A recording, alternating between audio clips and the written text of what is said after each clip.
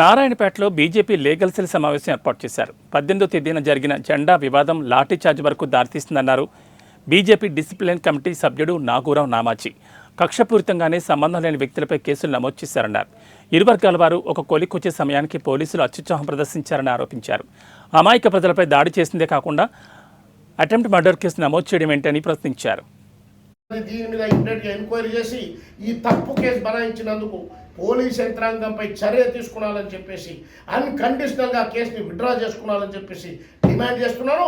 మేము అవసరమైతే రోడ్డు మీద ఎక్కుతాం, కోర్టులో ఎక్కుతాం. ఈ తప్పుడు కేసు తీసేసే వరకు వినే ప్రసక్తి లేదు. అందరి వక్కులకు మా లీగల్ టీం రక్షణగా ఉంటుందని చెప్పేసి సందర్భంగా మనం చేస్తున్నాం. మీరేమైనా అడిగేది మీరే చెప్తాడు. సడన్గా అందరు జమ అయ్యారు, మేము పోయి దొబ్బేసినాం. మరి అటెంప్ట్ మర్డర్ అంటే ఉద్దేశం ఉండాలి కదా. He should select a vital part of the body, should have a weapons, deadly weapons in hands. They are not having any lathis. గాలి కింద ఎవరు కూడా చెప్తలేరు. ఎవరు ఇచ్చింది, ఎవరు దాకింది, ఒక్క పోలీసు దెబ్బ దాకిందా? ఇంత झूठा కేసు చెప్పి పెట్టినందుకు నేను చెప్తా, ఈ ప్రభుత్వం క్షమాపణ చెప్పాలి.